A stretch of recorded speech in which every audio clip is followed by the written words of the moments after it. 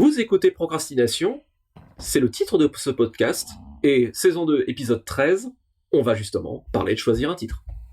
Podcast sur l'écriture en 15 minutes. Parce que vous avez autre chose à faire. Et qu'on n'a pas la science infuse. Avec les voix de Mélanie Fazi, Laurent Jeunefort et Lionel Debousse. Alors les titres de nouvelles, haïkus, recueils, romans, séries, etc. On va donc parler du choix de ces titres, comment on le fait, avec comment ça fonctionne, etc. Mais avant toute chose, finalement, pourquoi est-ce qu'on intitule nos titres et les œuvres littéraires ? Qu'est-ce qu'on met dans un titre ? Pourquoi on les nomme ? Et pourquoi d'ailleurs on n'appellerait pas, comme parfois c'est le cas dans l'art contemporain, sans titre numéro 42 ? Bah oui, après tout, en poésie, une partie des poésies classiques n'avait pas de titre. C'était le premier hémistiche ou les premiers mots. Moi, j'ai l'impression que c'est un peu devenu... ça s'est imposé, en fait, au cours du temps. C'est un peu le nom propre, le nom patrimonial du roman. C'est une façon de lui donner son nom de famille, en fait, d'une certaine manière. C'est pour ça qu'il faut pas rater son coup, hein, d'ailleurs. Pour moi, trouver un titre, c'est un acte littéraire très fort. Même si ça appartient pas au texte, c'est extra-romanesque, on n'est pas dans le roman. Une fois qu'on pose le titre, en fait, c'est un peu le lien entre le lecteur et l'auteur. C'est littéraire. Bon, d'ailleurs, c'est presque intégralement basé sur l'inspiration. J'allais rebondir, moi je suis d'accord avec cette idée de premier lien. J'avais noté, pour moi, c'était le premier contact d'un lecteur avec un texte. Est-ce qu'il va lui donner envie ou pas ? Et effectivement, il y a un impact en fait très très fort dans le titre, parce que tout de suite, on parle souvent de promesses narratives, et pour moi, le titre en est une. Le titre, c'est bonjour, je vais vous raconter une histoire, venez. Et le titre va déjà quelque part renseigner. Pour moi, il y a une forme d'effet d'annonce. Par exemple, déjà, on a un ton qui peut nous dire si on est dans un texte qui est effrayant ou comique. J'avais pensé au titre de Lovecraft quand on tombe sur l'abomination de Dunwich. On se dit que ça va pas être un titre comique. Et à l'inverse, je pensais au titre de Gudule qui s'appelait La ménopause des fées. On se doute que là, c'est pas un roman d'horreur, par exemple. Donc déjà, il y a une première approche, quelque chose qui nous donne un premier élément et qui, idéalement, doit, je pense, intriguer. J'ai envie de dire, on tombe là-dessus, on se dit, tiens, mais qu'est-ce que... Le titre raconte une promesse d'histoire. Quelle est l'histoire derrière ça ? Il faut que le titre donne envie, je pense. Ouais. C'est un mélange de familiarité qui est donné par l'esthétique du titre, je pense aussi, et d'originalité. C'est ça qui va faire le choc, je pense aussi. C'est un mélange de... Voilà, il faut faire sens, ou faire un opposé. Moi, par exemple, j'avais un titre qui s'appelait Les chasseurs de sève. C'est très joli, Les chasseurs de sève, et je l'avais retenu uniquement pour la sonorité, mais ça ne veut rien dire, en fait, en soi. On ne chasse pas de la sève. Mais bizarrement, ça fonctionne parce qu'il y a une musique, et ça fonctionnait sur la musique. C'est comme, j'avais aussi un roman qui s'appelait La mécanique du talion. Ça fonctionnait par le rythme, en fait. La mécanique du talion. Et par les assonances, etc. J'ai tendance à fonctionner comme toi, en fait, et à chercher quelque chose qui va soit produire un effet, j'ai envie de dire poétique, c'est peut-être un grand mot, mais quelque chose de complètement inattendu, mettre deux mots qui n'ont rien à voir ensemble, ou quelque chose sur lequel on s'arrête en se disant, tiens, mais qu'est-ce qui se passe ?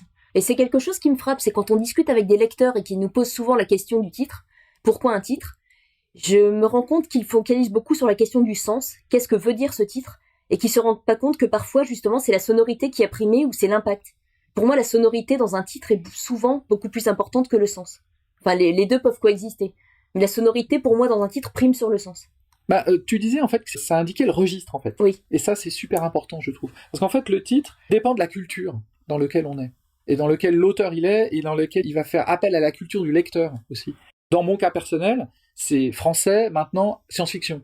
S'il faut voir toutes les connotations impliquées dans les titres de mes romans et de mes nouvelles, c'est ça, c'est des titres en français, contemporains et de science-fiction. Par exemple, certains de mes titres sont des références à ma culture SF. Par exemple, j'avais écrit un roman qui s'appelait Une porte sur les terres. C'était une référence explicite à Une porte sur l'été de Robert Heinlein. Même si le roman n'avait rien à voir. C'était juste une sorte d'appel du pied. Vous voyez, je vais vous livrer un récit de science-fiction qui s'assume parfaitement en tant que récit de science-fiction. La preuve, je m'intègre dans l'histoire de la science-fiction d'une certaine manière. Donc c'est, où, par exemple, Dans la gueule du dragon, c'était un roman de hard science-fiction, donc de la science-fiction hyper réaliste, mais qui était un clin d'œil à de la fantasy.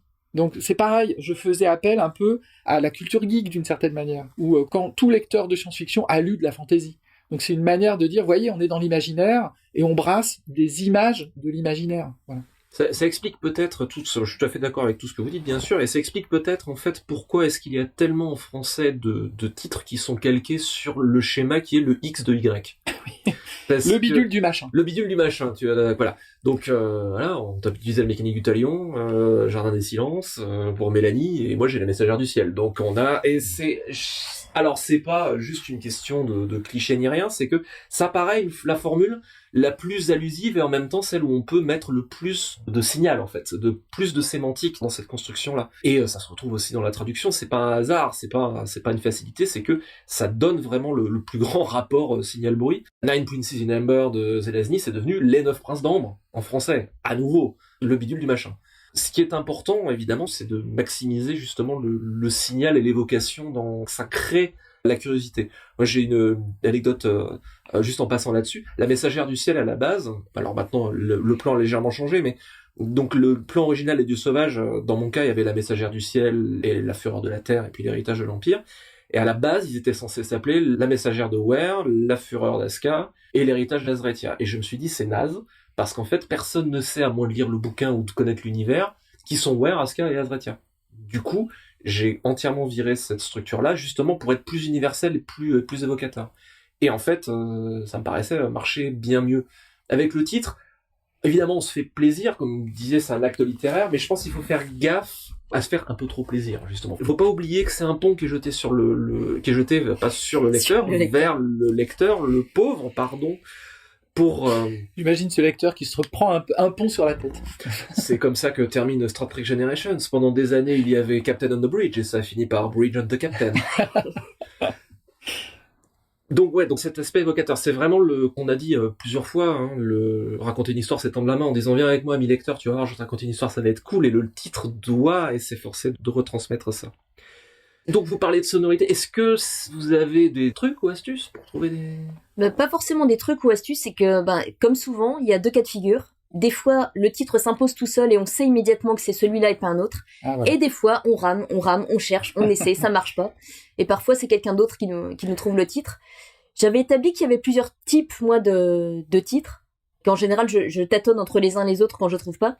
Il y a le titre qui fait allusion à un élément clé de l'intrigue. Il se trouve qu'il y a tel objet, telle chose qui est dans le texte et on va axer là-dessus. Ou ça peut être le personnage. Beaucoup de titres sont le nom du personnage, mais souvent c'est un peu frustrant. C'est un petit peu facile. J'ai eu un certain nombre de titres qui étaient des phrases directement tirées du texte. C'est quand j'avais traduit le recueil de Lisa Tuttle, Ainsi naissent les fantômes. C'est un titre qui s'est imposé en fait comme ça. C'était au départ le titre de la préface. Et c'était tout simplement le début d'une phrase de la préface. Et j'avais adoré la sonorité de ce bout de phrase. Et ça s'est imposé comme titre du recueil. Et parfois on voit aussi, ce qui est un petit peu plus délicat à manier, quelque chose qui est une référence à autre chose. Par exemple des citations d'un autre auteur.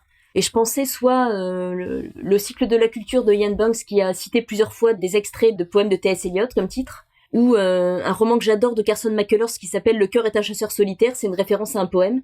Ça n'a rien à voir avec le contenu du livre. Et je crois que c'est l'éditeur qui l'avait choisi. Donc on a vraiment plein de manières différentes de chercher. De vraiment paraphraser le texte quelque part à aller chercher complètement ailleurs quelque chose qui l'évoque. Pareil, en fait, j'ai eu les mêmes problématiques que toi. C'est-à-dire, j'ai eu des textes que j'ai trouvés en 1 seconde. Les peaux épaisses, ça s'est imposé tout seul. Point chaud, pareil. Mémoria, Horde, L'espace entre les guerres, qui est une nouvelle. Voilà, ça s'est venu en 1 seconde. C'était très facile et ça s'est imposé de soi-même. Ou alors, j'ai mis des semaines, voire des mois. Mais ça n'augure pas du résultat. Ça ne veut pas dire quelque chose qu'on a trouvé tout de suite et un meilleur titre qu'un titre sur lequel on va galérer pendant des mois. Des fois, par exemple, Crime, Alién et Châtiment, ça fonctionne très bien. J'ai fait 25 essais, j'ai soumis 25 essais à l'éditeur avant qu'il me prenne celui-là. Les Chasseurs de Sèvres, pareil, j'ai mis très longtemps. L'Humaine, c'est l'éditeur qui me l'a trouvé. Parce que le mot colonie, qui était le titre originel, était déjà pris par un autre auteur. C'était un bouquin des années 70. Je pensais que de l'eau avait coulé sous les ponts. Et non, en fait, il est tombé sur la tête du capitaine, effectivement. Donc ça n'a pas marché. Et en fait, la décision du titre, des fois, on est... Moi, par exemple, Point chaud, qui est un titre auquel je tenais vraiment, j'ai dû le défendre, bec et ongle, face à l'éditeur qui était très très peu enthousiaste dessus.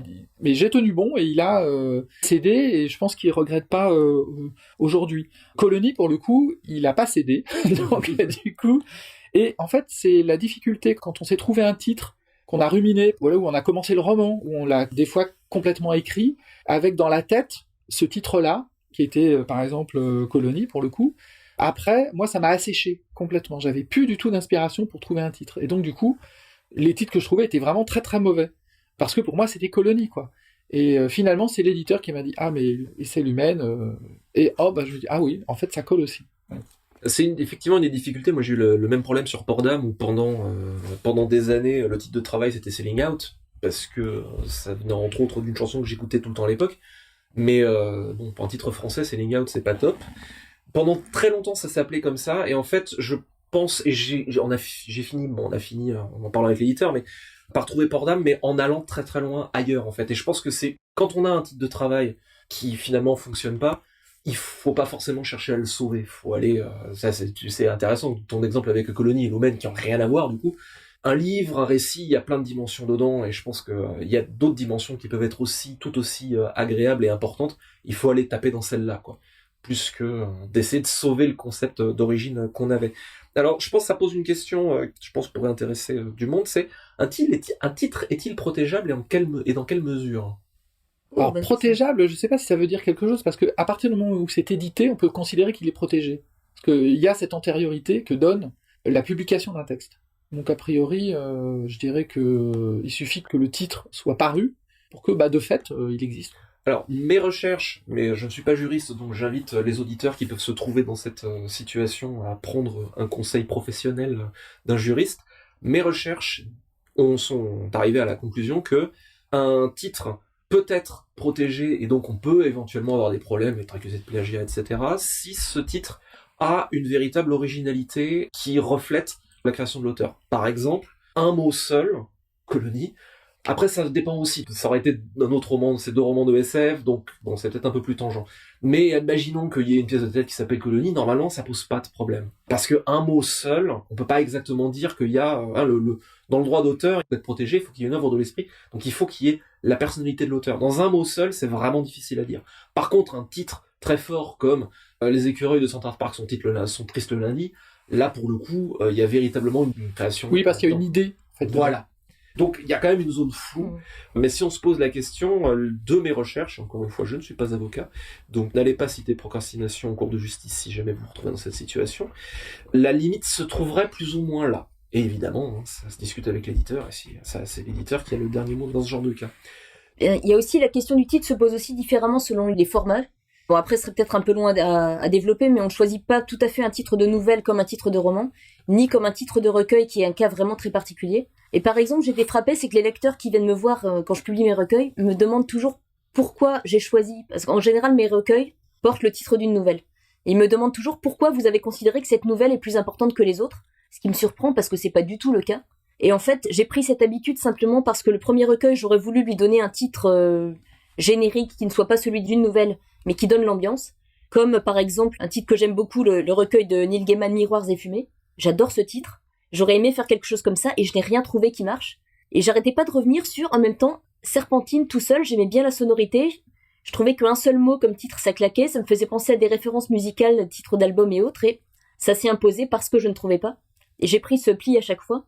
Et en général, j'isole un titre de nouvelle, non pas parce que la nouvelle est importante, mais parce que ce titre me paraît résonner. Par exemple, Le Jardin des Silences, il y avait 3 titres de nouvelles dans ce recueil qui pouvaient coller comme titre de recueil.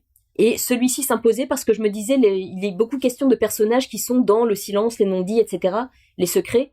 On pourrait presque sous-entendre que ce Jardin des Silences, c'est l'intégralité de ce recueil. Et j'aimais bien ce double sens, en fait. Mais je considère pas du tout qu'un texte soit plus important que les autres, c'est simplement, on en revient à cette idée de sonorité, d'impact, d'effets poétiques ou autres, etc. Alors la même question pourrait se poser aussi avec les titres de romans versus titres de séries, par exemple. Oui, avec les titres à l'intérieur, c'est-à-dire les titres des volumes. Oui. Parce que c'est un rapport entre le... Alors, moi, j'ai que 2 exemples, en fait, en ce qui me concerne.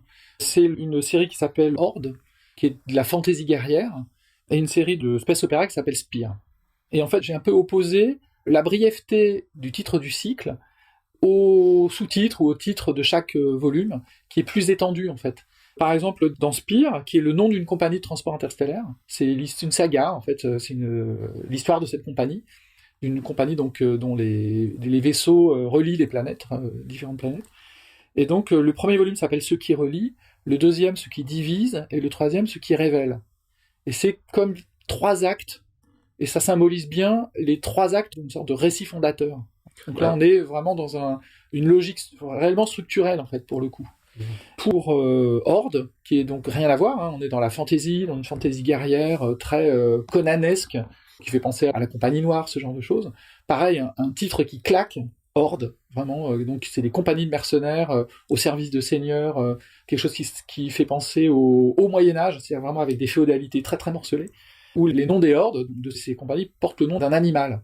Du coup, chaque tome porte le nom d'un animal. Donc il y a l'ascension du serpent, le vol de l'aigle, et les crocs du tigre. Voilà. J'aurais pu faire la revanche de l'écureuil en tome 4, mais j'ai préféré me terminer, voilà, Central Park, mais terminer sur le tigre. Ça a plus de majesté. Oui, on retrouve tout à fait ce qu'on disait sur le fait de donner envie et d'évoquer et de représenter sans dévoiler. Le même cas avec les dieux sauvages. Dans les séries, on trouve fréquemment ces effets de miroir ou de structures semblables, comme j'ai la messagère du ciel, le verrou du fleuve, la fleur de la terre, etc. Et ça permet de créer des fois un effet de rupture. Si le 4, d'ici à ce que j'y arrive, s'appelle toujours l'héritage de l'Empire, on aura eu des éléments, mais il y a une rupture qui est volontaire, où on sort de quelque chose, mais en gardant le même genre de structure, ce qui, inconsciemment, parce que personne décompose les titres comme ça, mais ce qui inconsciemment peut créer justement cet effet de représentation sans trop dévoiler et donner envie, en fait. On a un peu dépassé, mais on arrive au bout du temps imparti. Et une citation ou un titre pour terminer ? Alors, en fait, on a choisi un titre radical, puisque c'est un des titres les plus longs qu'on ait pu trouver. Il s'agit du titre d'un roman de Louis Wolfson, qui est « Ma mère, musicienne, est morte de maladie maligne à minuit, mardi à mercredi, au milieu du mois de mai 1977, au mouroir mémorial à Manhattan. » C'est un titre encore plus long qu'un haïku. C'était Procrastination, merci de nous avoir suivis. Maintenant, assez procrastiné, allez écrire.